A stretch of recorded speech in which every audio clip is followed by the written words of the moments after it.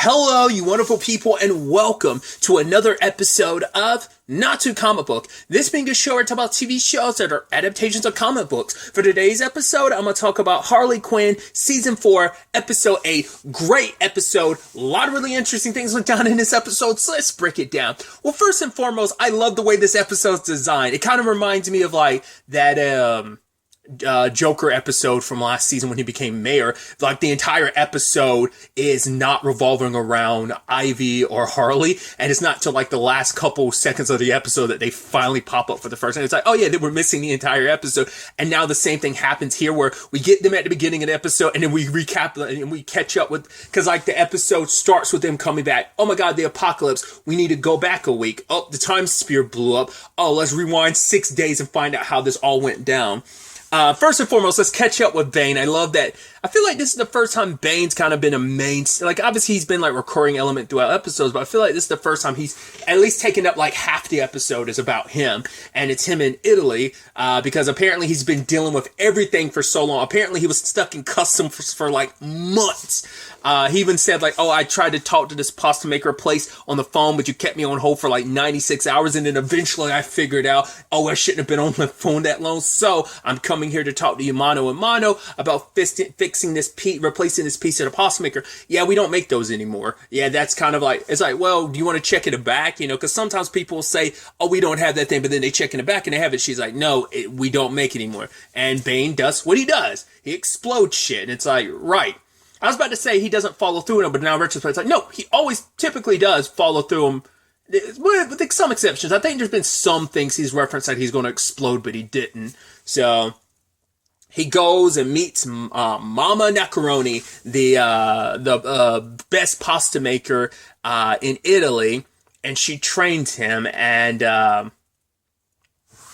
it's a very like kind of almost, I guess it's supposed to be a little Karate Kid wax on, but not really. It's just a lot of abuse. It's just kind of like smacking him all the time. And even him like, you know, training him like, oh, pretend like while you're kneading this dough, it's the bosom of the woman you love, Nora. And I love that the picture that he holds so nice and dear of Nora, that looks like that's a photo taken from her last season while she was kind of like wilding out last season after losing Mr. Freeze. Like, you know, when we caught up with her last season. That could be a picture from like her currently, but it's like, that looked like that was her kind of like, I guess I call it her trashy phase. I don't know. Cause I guess you could make the argument maybe she's still in, like, once again, she's like, I guess it'd be more prominent probably say like she's having her like hot girl winter, if anything else, especially because she's trying to like bone Captain Cold, which I love that Bane's doing all of this while he's getting cucked, because like she kind of doesn't notice you. She doesn't even know your name. Even later on, it's like, oh yeah, the exploding guy, and Captain Cold's like, oh, you mean Bane? She's like, oh god, I'm supposed to remember everyone's name now. And that is so sad that it's like he's super into you.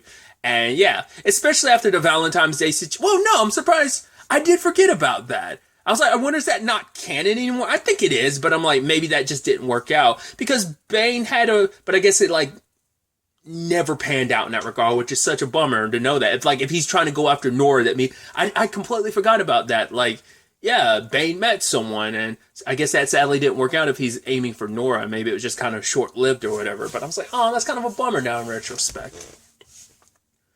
But yeah, Mama Macaroni, taught him everything and won't let him go now. And I love that she's like, oh, what do you think you're going to do? You're like a custom tourist. Like you're going to come here, steal our culture, steal from us, and then leave. What are you going to do? Sell my story to a fucking streaming service? I'm like, I love that line of dialogue. I'm like, that's obviously very specific, but it's like, I get it. Cause it's like, oh, we're going to turn this into like some movie that's going to be made into some like, biopic type of movie or about your journey or whatever. And basically it's like, wait, you're semi-famous, and has to call up Clayface because she wants tickets. It's like, it's actually wild how famous Clayface is now. It's considering all he ever wanted to do was be famous and to be where he is now. Which, once again, I'm still confused about his fame, because isn't his whole fame of like, yeah, he has a Vegas show, but isn't his Vegas show just being other people? So I guess it's like, right, why pay for one single person when you can kind of have them all with Clayface? I mean, maybe I'm misremembering, but that was my understanding of what his shtick is in Vegas. He's just everyone else performing their hits and doing their numbers, you know? Either way, worked out for Bane. Ends up kind of coming back to Gotham after all of that. I was like, oh, it's like, you know, Bane kind of won. You know, he suffered a bit, you know, had to go through all this, had to get stuck in custom for like months. Got slapped around and threatened by Mama Nacaroni, but he learned all the skills and now he's the best pasta maker. Well, second best pasta maker, because she wanted him to stay behind so that he could be her protege or her heir to kind of take over things. But he was like, no, I want to leave. I learned everything I learned from you, Mama, so I want to, you know, go and use it to win the woman I love. But that was a moot point, but we'll get to that when we get to the end of the episode. On the flip side of things, with the Legion of Doom, Nora, because anytime Nora's been Ivy, she's just been super drunk a lot of the time. So she actually forgot Ivy wasn't around because she kept being like, oh, I like that someone else is in a room. I was like, what the fuck are you talking about? The only thing over there is a wig. And then later on, she's like, wait, are you still asleep? I was like, oh, you didn't. I mean, to be fair, when you came into the room and tossed off the wig, you were blasted out of your mind. So I was like, okay, so you didn't realize Ivy wasn't even here. You forgot that's the freaking wig you've been using to pretend to be her. Which I do love the entire episode, like 90% of that side of the episode, it's just her and Captain Cold trying to bang it out, but constantly getting interrupted. At the same time, we catch up with Lex, which I love every time we're seeing Lex, he's slightly different. Now he's got hair growing out a little bit. And I think it is very particular that, because like most situations have kind of depicted him as not having like black hair. Most times he's had reddish hair, hasn't he? Like Smallville, he's a is he a redhead by nature, Lex? Because you always know him as bald, but I'm like, he's had. I don't know if I've ever seen Lex with just like straight up. Well, I'm sure there's versions of Lex with. I'm trying to remember because Jesse Eisenberg's Lex was obviously brunette because like they didn't really change his hair. Lex from Smallville had red hair. Wasn't there another? Superman and Lois's Lex, I guess blonde-ish hair, maybe? Maybe it was reddish? I don't remember now. It's been a little while. But I'm like, I don't know if he's typically always a redhead or not. Because I was just thinking, like, maybe like the fact is he's growing in hair, specifically black hair, that has to amount to something. And I think that ties into the end of the episode, but we'll get to that. But like, yeah, he's trying to, I'm going to use my laser to restore the ozone layer. And I love that line. What was it? Yes, like, I'll be in the next history books behind, like, Jesus, Elvis, and Rihanna's baby. And, I love that the laser was short by 10 feet. And it's like, his roundabout plan was, hey, let's pollute the earth enough to make it so that to expand it enough so that they can basically damage the ozone layer enough that it kind of expands out when it's kind of breaking apart so that he can go in and shoot. It's like, why not just make the laser stronger? Why go about the most roundabout way to be able to compensate for that 10 feet that you're short? I also love that side of the episode is also the most hodgepodge group. That it's Nora, King Shark, Captain Cold, because it's the most Captain Cold we've ever gotten, because we've gotten him, even this season's actually the most we've ever gotten him, because he's so interspersed in here, but this is the most we've ever gotten him in a single episode, and Volcana,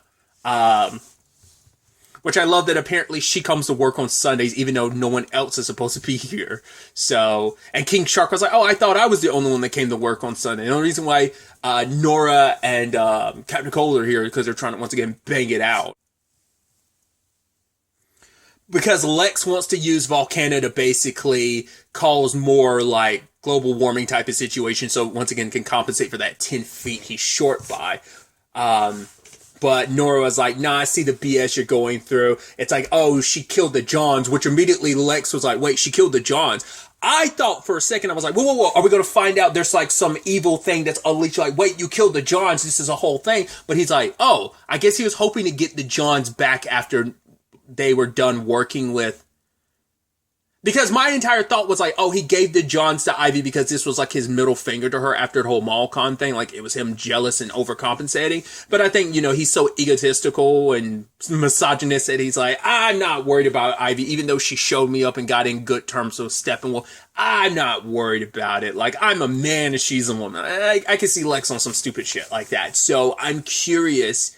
Is that why? Because like I said, I thought he was legitimately fucking with her, but it seems like no, it has nothing to do with that. Even though Apocalypse has nothing to do with that. We'll get to it soon enough, but like I said, I love our little hodgepodge team of like trying to fix things. And the fact is, King Shark has only been helping people with their time. God, what am I thinking of? Their time slips of their, like clocking in and out of work. He's basically been helping them with that. And other than that, he hasn't really been able to utilize his hacking skills. In retrospect, I'm like, how often did he ever have to really hack? I mean, it happened from time to time when he was with Harley's crew that he would hack from time to time. But it's like, yeah, this was supposed to be his opportunity. So he didn't want Nora to try and embiggen the building to break out of like the dome that Lexus stuck them in. But it's like, no, it ended up embiggening his hands. We don't know if that's just naturally going to go away after a while or not. I also love that it's an emergency thing, so it only has one shot in it, and it ricocheted around the room and hit King Shark's hand. So now he can't even hack. The room is kind of getting hot because Lex is trying to it's time for me to turn up the heat, which I love. Captain Cold was like, oh, he said that like it was a pun, but now it seems like that's just actually what he's doing, so it's actually kind of sad. And he's like, it is kind of like a double entendre because it is, I am actually doing it, but it is also meant to be a pun, but it was actually supposed to be poisonous gas. Wait, what do you mean? Where's the poison? What the fuck do you mean that I have the poisonous gas and it's in my car or something like that? He was talking to one of his henchmen or something. And I love the whole him, like, Captain Cole freezing her, and she's just like, ooh, oh, hit my elbow. I was like, God, Nora, you're so weird. But yeah, they end up blowing up the building because they take all the flammable stuff. God, I do love it's like, wait, literally everything that's flammable is in one particular cabinet. It's like, oh, here's this gas, here's this hairspray. There's also all these foods that have very flammable ingredients, and there's me, the fire starter. She's like, I burn stuff, but I don't explode stuff. She's like, there is a very distinct line between them. So blew everything up and were able to escape. But because of what Volcana did, well, because of what they all did, the explosion led to Lex's plan working out, and they covered that 10 feet. I also love that it seems like the situation led to Captain Cold and King Shark becoming really good friends. Because I love that while he was hacking, Captain Cold's like rubbing his shoulders, and it's like, she's like, hey, that's supposed to be my sensual massage. She's like, yo, I'm just gotta look out for my guy over here. And then later on it's like, oh, my hands are so big, look at me carrying all these 20 cokes, somebody take a picture of it. And Captain Cold did that. I was like, I love that. Like, I hope they hang out more, they have more of a buddy situation. But he's got a serious case of the blue balls because Nora would rather go steal than have sex with him now. It's like, yeah, the moment's passed, but it's like, yeah, she was just trying to get laid and didn't work out. Funny enough, she didn't get any quote-unquote ice dick, but Barbara's mom did. So I think that's kind of ironic and funny. I actually forgot the first line of the episode I wanted to talk about. It's like, what? Did the Snyderverse win or something like that? I was like, fuck you! Oh, which isn't the first Snyderverse joke they've made in this show. So that is just, I was like, that's amazing. It's like, of course. It's like, oh yeah, this apocalypse where what are we living in? The Snyderverse now? I love it. And I love that it finally all kind of comes back to like, okay, we're back to present day after the world went to shit. And I love that it's not till the final 5 seconds of the episode that we find out what this, because Lex had made his whole point about why he was going to do all this at Malcon. It's like, oh, I'm going to restore the world just so that, I forgot how it was, basically, he was hijacking Ivy's plan of conscience villainy, of like doing kind of like evil, but in a more conscious and considerate way. And it's like, oh, I'm gonna restore the ozone layer, but I can't remember if that was meant to be like, I forgot what his whole explanation for what he was going to do, but it was like, oh, we're going to do good, but so we could do evil in the end. But it turns out all of this because suddenly Superman's there, and it's like, oh, he's like, oh, don't look at me. Oh, do we still have tanning bays around to tell me those are still a thing? And Ivy's like, holy shit, is that why Lex did all this just to be petty and screw over Superman? Even I'm like, wait, that's what the fuck this has all been about? You petty motherfucker, I love it. I was like, wow, because of course everything Lex does revolves around Superman. I mean, the Malcon episode showed you how twisted he is in his like obsession to be better than Superman, and that's why I was thinking like, right, I think that's why he's growing out the black hair, because it's like, hey, Superman's got black hair, I can rock the black hair better than he. Like, that's what I feel like that has to be about. That's why it's like, I want bigger cheekbones or bigger thighs. I want to be bigger and stronger and tougher than him and smarter than him and richer than him. I want to be better than him in every way, and that's why I enjoy watching him have sex, because I have some weird obsession with Superman in every capacity. I want to see him, I guess, vulnerable, and now it's like, oh, he literally is vulnerable. It's like, I cannot believe your whole plan was all for the sake of one person, Superman. It's like, I mean, once again, I'm so surprised, but I shouldn't be, because it's Lex, and Lex is obsessed with Superman. We've seen the depravity in which he, like, how far down the rabbit hole he goes for Superman. So I'm like, I don't know why I'm surprised, but just to know that this has all been just to blot out the sun and make Superman weak. That's what this has all been about. That just is the most insane thing to me. Which even Harley's like, wow, like, I get the pettiness. Like, even I've been petty before, but she's like, wow, that's on a whole other level though. Like such a roundabout way to kind of fuck over someone. And she's like, I know about fucking over someone, but like, holy crap, that's extreme. You literally started the apocalypse just for that purpose. And they've tried to like interview him, but Lex doesn't want to say anything. So how he's enjoying his victory, maybe he's just like watching Superman squander around powerless, and he's like jerking off to it or something. I have no idea. 2 episodes left in the season. How this is all going to play out, I have no idea. Well, you know, obviously we learned last episode that Lex was responsible for the apocalypse. Now we have the context for it. So once again, that's like, I don't actually remember if we ever found out whether, because I think I theorized that he might have been responsible for killing Nightwing. Like, this has all been some larger plan, but I'm like, has that even still been confirmed? I'm still going with my theory of the Harley that Harley saw in episode 7 at the end at the end of episode 6, and in episode 7 she's like, oh, I think I'm going crazy. I do still believe that that's Harley from like either episode 9 or episode 10 having gone back in time and going back to that moment, and she was seeing basically her future self. So I still think that's a possibility. Granted, I don't know how you're going to handle it. Well, there has to be other time spears around, like not unless someone else ends up making a new time machine. We'll have to wait to see how that pans out, to see if that ends up being the direction. But like I said, all we know is Joker's not the one who killed Nightwing, which we haven't seen Joker since he was kind of like embarrassed. Was that last episode in Psycho Show? That I'm like, that's the last time we saw Joker, so we don't know what he's done, where he went afterwards. Because all Babs was able to prove like is that Joker didn't do it, so she still hasn't found out who actually killed Nightwing. Once again, it might be Lex, but now with everything being about going after Superman, I was like, well, then what would be the point of that, you know? To me, that doesn't seem like that helps in any regard. I was like, the only other person I could think of that might benefit from that, but I'm like, why him and not anyone else? I guess would be Talia. I was about to say, not unless it's Damian, but I'm like, I don't see him doing that. I mean, because he was kind of, not unless he was playing invading ignorance. I was like, maybe Talia, I mean, since we got introduced to her this season, seems like she might be responsible. That's the only other person I can really think of. Not unless it's that butler dude that's close to Bruce that, you know, Alfred was getting jealous of.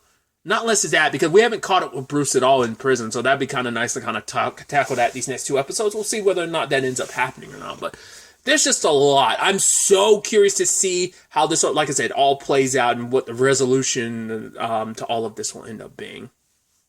But really, that's all I wanted to talk about. Till next time we meet, be happy, be safe, live life to the fullest, and enjoy it. Good day, and goodbye.